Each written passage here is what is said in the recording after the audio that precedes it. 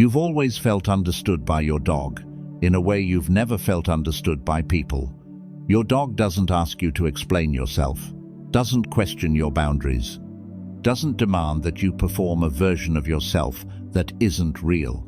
Your dog sits beside you in silence when you're breaking, and somehow that presence is more healing than any conversation you've ever had.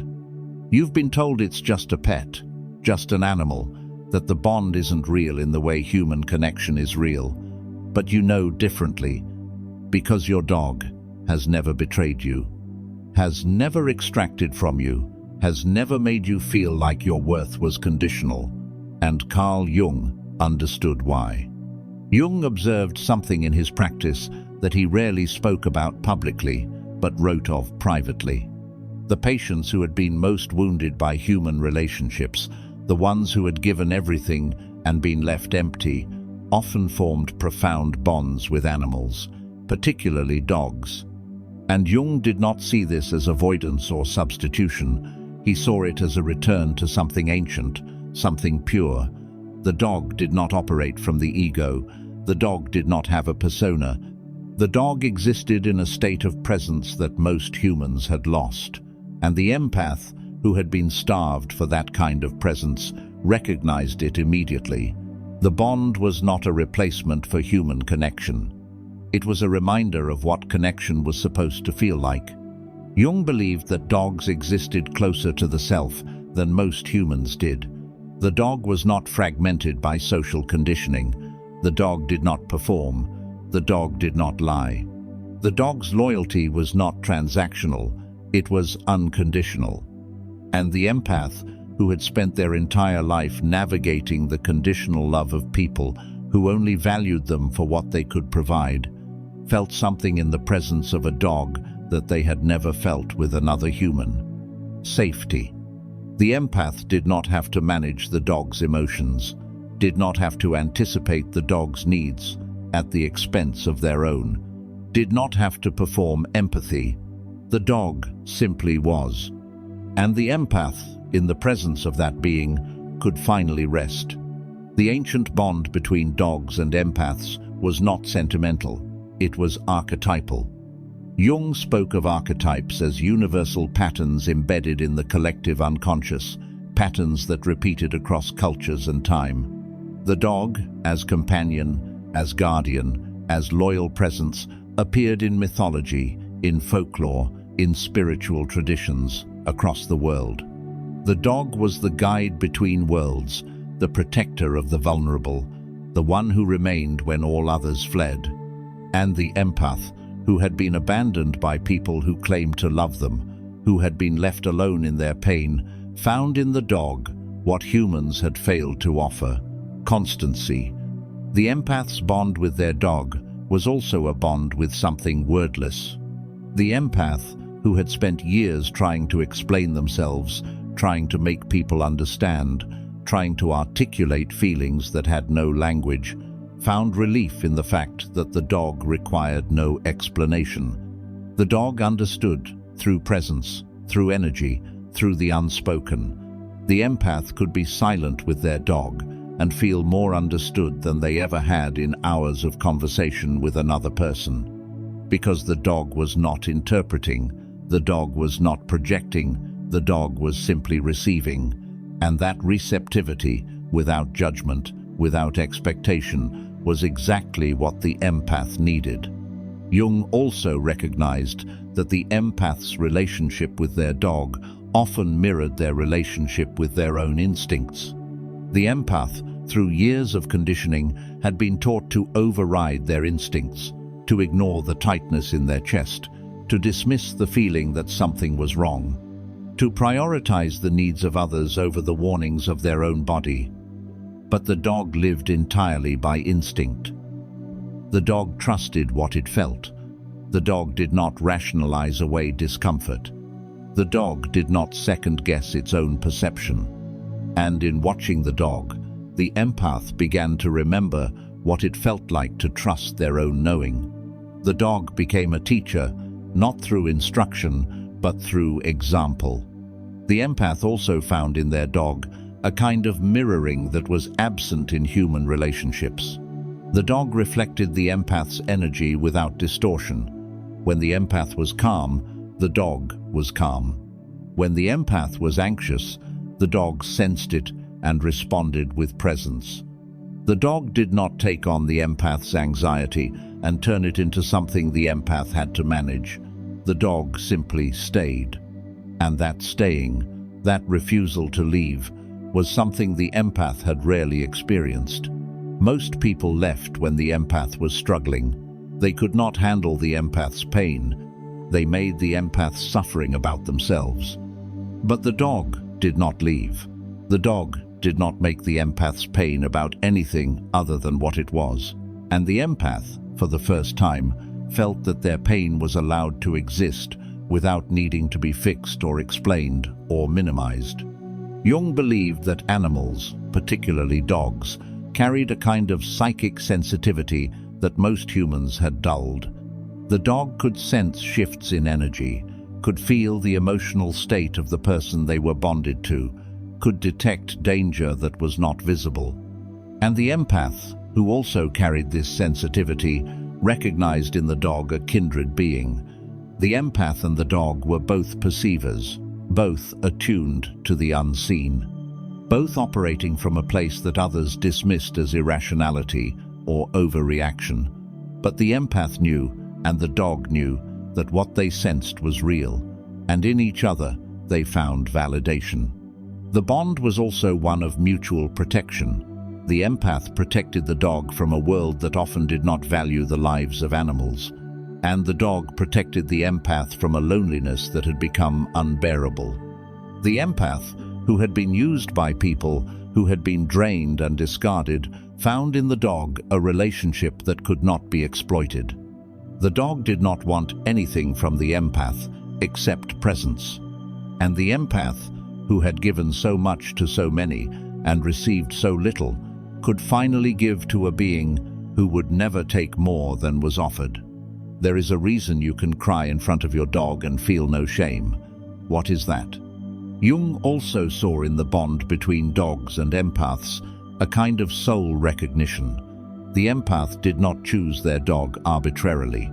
There was often a moment, a look, a feeling, when the empath met the dog and knew, this is mine, this is the one. And the dog, in that moment, seemed to know as well.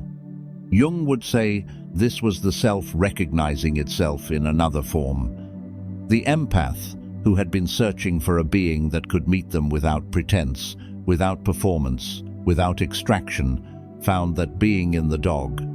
And the dog, who had been waiting for the person who would see them, not as a pet or a possession, but as a companion, found that person in the empath. The ancient bond was also a bond of grief. The empath knew, from the moment they bonded with the dog, that the dog's life was shorter, that the love they were building would end in loss. And yet, the empath chose it. Because the years with the dog, however few, were more real than decades with people who had never truly been present. The empath would rather have a short time with a being who loved them unconditionally than a lifetime with people who loved them conditionally. And when the dog eventually died, the grief was profound. Because the empath had not just lost an animal, they had lost the one relationship where they had never had to betray themselves. Jung understood that the empath's bond with their dog was not a retreat from humanity, it was a reclamation of what it meant to connect. The empath had been taught that connection required self-abandonment, that love meant giving until there was nothing left, that care meant absorbing the pain of others without regard for their own capacity.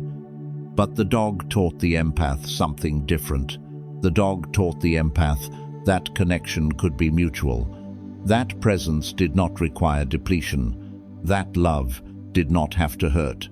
The empath, in the presence of their dog, learned to be still. Human relationships, especially the ones the empath had been trapped in, required constant management.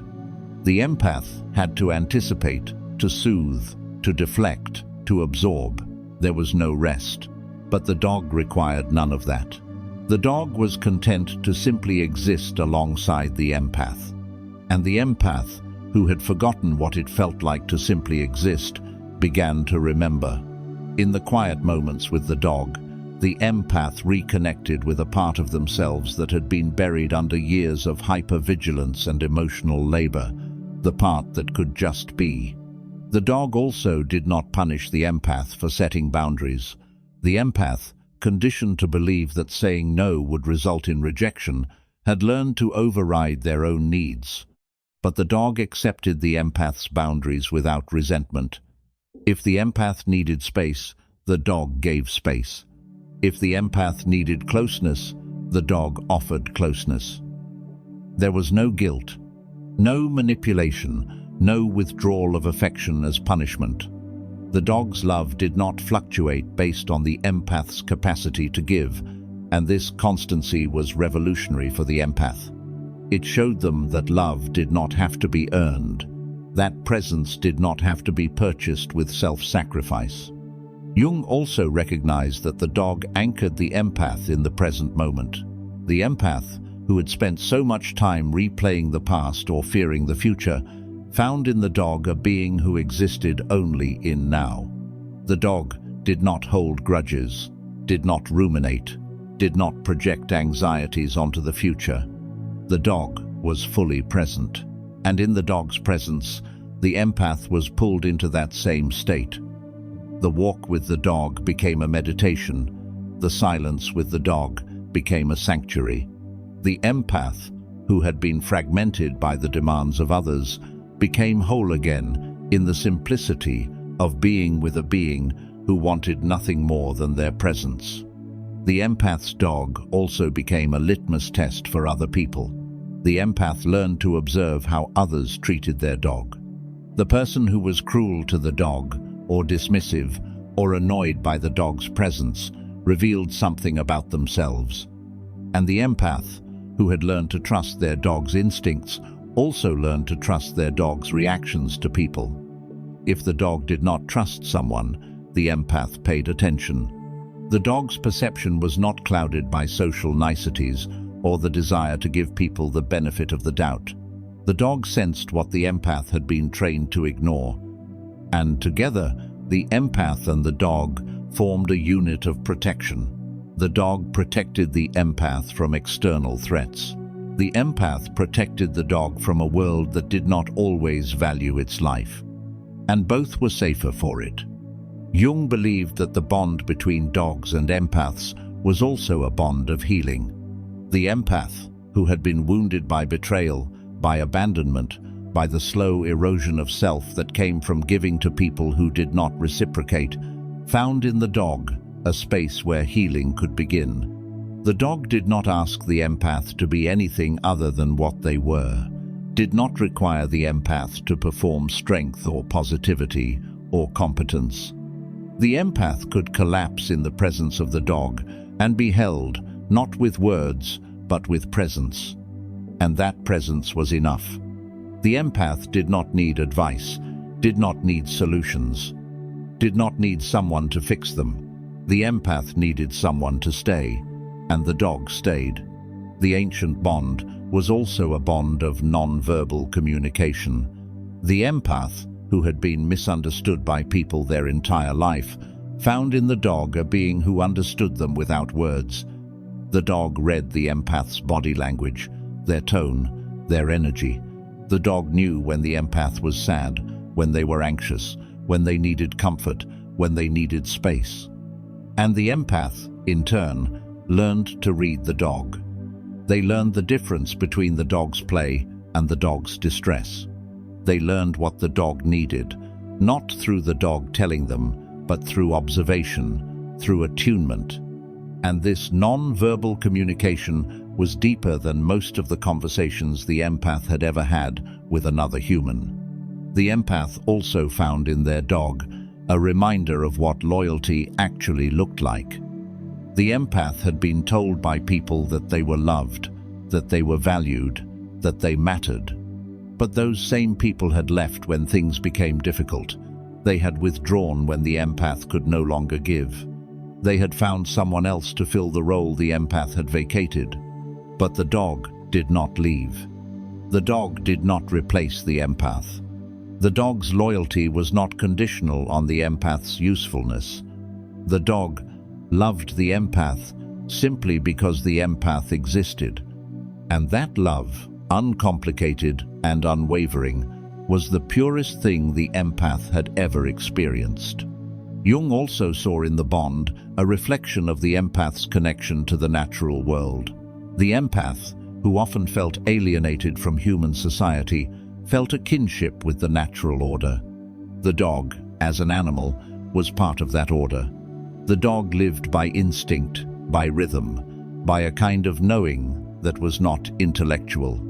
And the empath, who also operated from a place of feeling and intuition, recognized in the dog a fellow traveler.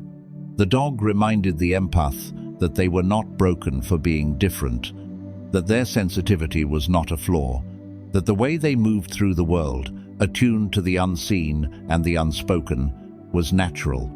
The dog validated the empath's existence simply by existing alongside them. The ancient bond between dogs and empaths was not about the dog filling a void left by humans. It was about the dog offering something humans could not. The dog offered presence without agenda, love without condition, loyalty without performance. And the empath, who had spent their life giving these things to people who never reciprocated, finally received them. Not from another human, but from a being whose heart was not divided by ego, by persona, by the need to control or extract. Jung believed that the empath's bond with their dog was sacred.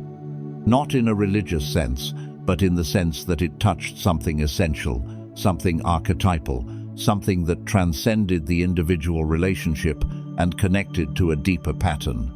The dog, as companion, had walked alongside humanity for thousands of years. The dog had been the guardian, the guide, the loyal friend. And the empath, in bonding with the dog, was participating in that ancient relationship. They were honoring a connection that predated civilization, that existed before the complexities of human society fragmented what it meant to be present with another being. The empath's dog did not judge, did not demand, did not withhold. The dog simply loved. And in that simplicity, the empath found what they had been searching for their entire life. A relationship where they did not have to earn their place, where they did not have to prove their worth, where they could simply be and be loved for it. The dog did not care if the empath was successful or productive or socially acceptable. The dog cared only that the empath was there, and that was enough. When the empath lost their dog, the grief was not just for the dog. It was for the loss of the one relationship where the empath had been safe, where they had been seen, where they had been allowed to exist without performance. The empath mourned the dog, but they also mourned the fact that no human had ever offered them what the dog had. And they wondered if they would ever find that again. Jung would say that the bond with the dog was a template, a reminder of what connection could be, and that the empath, having experienced it, would never again settle for relationships that required them to be less than whole. The ancient bond between dogs and empaths was not a replacement for human connection. It was a revelation. It showed the empath that unconditional presence was possible, that loyalty without extraction existed. That love did not have to hurt. And once the empath knew this, once they had felt it, they could no longer accept anything less. The dog had set the standard. And the empath, having been loved by a being who asked for nothing but their presence, would never again give themselves to people who demanded everything and offered nothing in return. If this is your truth, type in the comments. My dog taught me what real loyalty looks like. Claim it. Let it honor the bond.